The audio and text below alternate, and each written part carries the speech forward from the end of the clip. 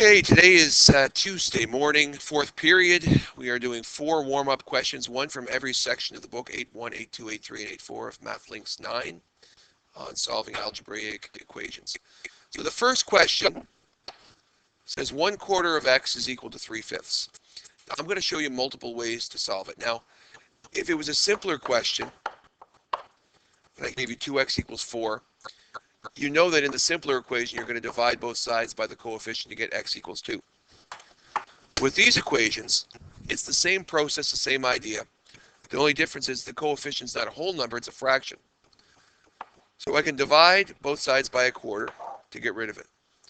But I'm not going to do this. And we said that before. If I do that, it looks like a big, giant fraction house.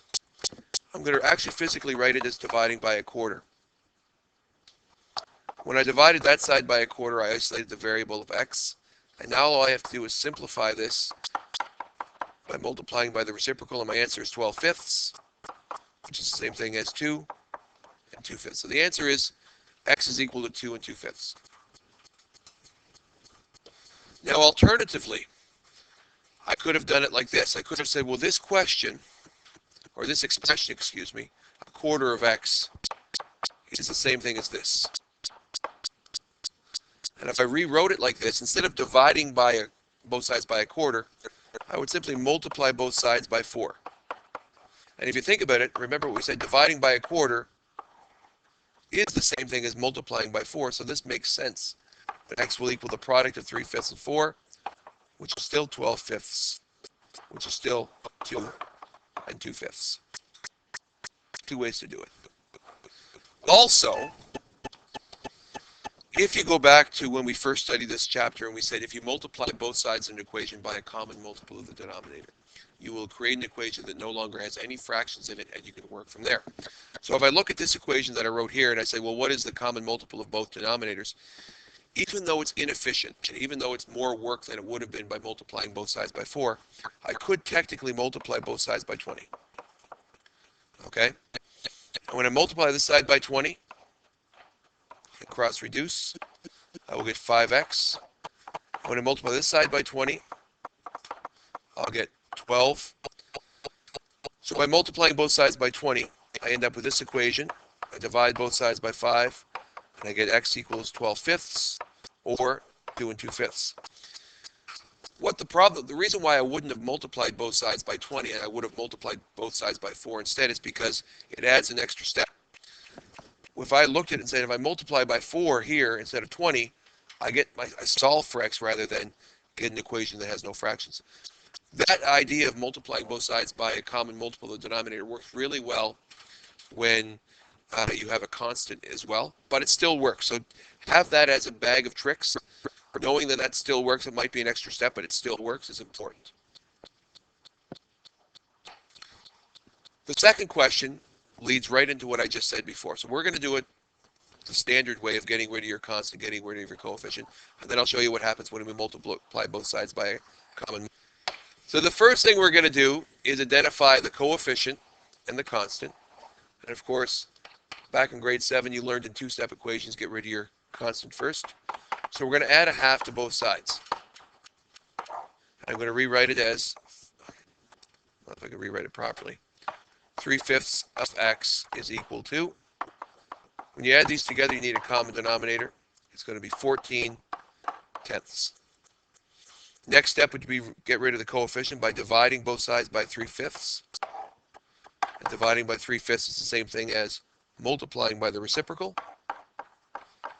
So that x will equal, now at this point, because you're multiplying fractions, I think most of us gotten in the habit of cross-reducing. X would then equal 14 times 1, which is 14, and 2 times 3, which is 6, which is going to be 2 and 2/6, which in lowest terms is 2 and 1/3. Now, an alternative method. An alternative method is to take this expression and rewrite it like this. And remember, 3/5 multiplied by x, which is what a coefficient does. When you multiply the numerators, you get 3x. Multiply the denominators, you get 5. So 3/5 x is really written as 3x over 5. Minus a half equals 9/10. Now going back to what we said before, now I have this equation that has 3 fractions. And if I look at the denominators 5, 2, and 10, 5, 2, and 10, the first multiple they share is, of course, and I'm wasting time by doing this, I think you know that, it's 10. So if I multiply this side by 10 and this side by 10, thinking algebraically, this side by 10, this side by 10, I will create an equation that's still equivalent on both sides. So rewrite it down here, 10 over 1 multiplied by 3x over 5, 10 over 1 multiplied by negative 1 over 2, and 10 over 1 multiplied by 9 over 10. Work this all out. Cross reduce here. You end up with 6x.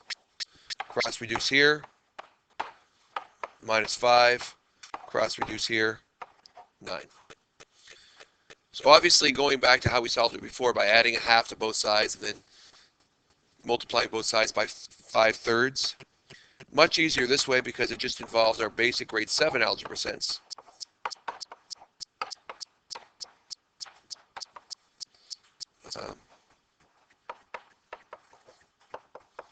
But much easier to solve.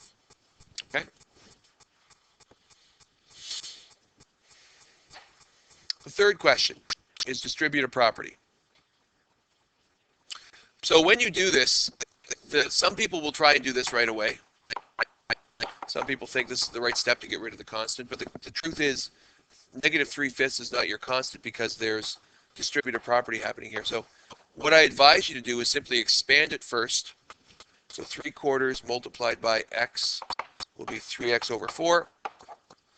3/4 multiplied by negative 3/5 will be minus 9/20 equals 11/20. So once you expand it using distributive property, you now have this option. Okay, you can go from here just like the last question. What you can do is add 9/20 to both sides, which is fine. Or, alternatively, you can multiply both sides by a common multiple of the denominator. Let's do both. If I add 9/20 to both sides, it actually works out really well for us, doesn't it? So this 3x over 4 equals 20/20. 20/20 is also known as the number 1. Right? 20/20 is the same thing as 1. Multiply both sides by 4. 3x equals 4. Divide both sides by 3.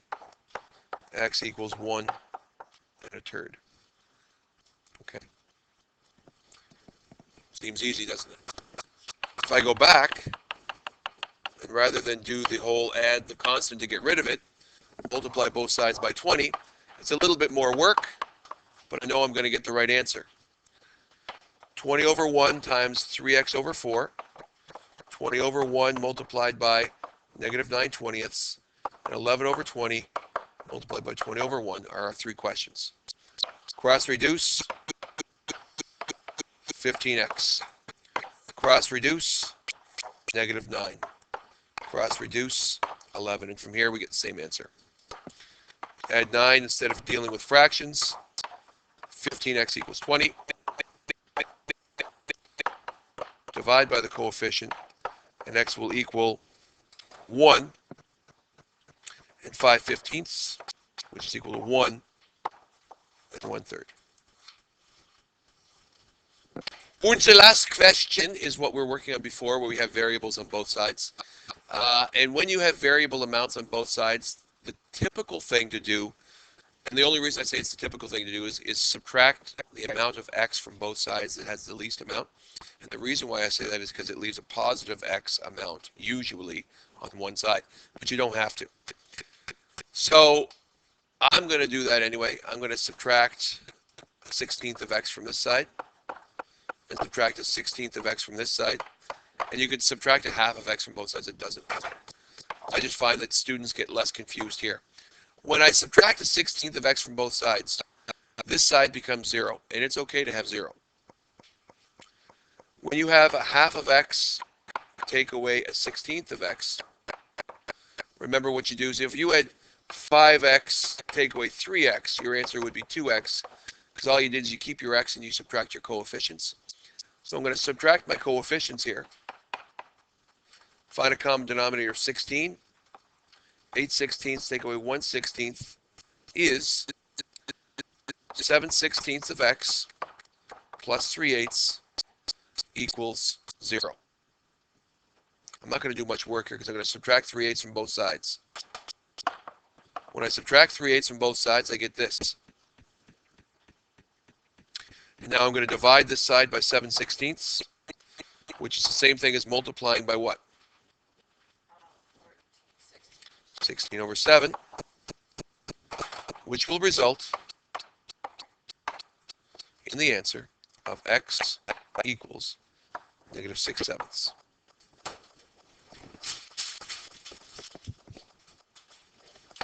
However, there is more than one way to solve it. So let's look for a second, shall we? Let's go back in time until we get to the actual question here. So if I start from the question again, and I rewrite it, if I rewrite it as this instead of a half of x, and I rewrite it as 3/8, and I rewrite it as this, what would be a much more efficient method of solving this equation? I'm going to multiply both sides by what number? 16. Does everyone get this idea? When you have fractions in an equation, regardless of the equation it is, multiplying both sides by the common multiple of the denominators that exist in the equation will create a new equation with no fractions. So, 16 over 1 multiplied by half of x will be what? Half of x multiplied by 16 will be 8 full x's. 16 over 1 multiplied by 3/8 will be what number? 6. X over 16 multiplied by 16 is x. Now, people, we have options here. Now, what did I say to get rid of the one on the side with the least? Let's try it the other way. Let's subtract 8x from both sides this time. It'll still work. What's this side? 6. What's this side make? -7x.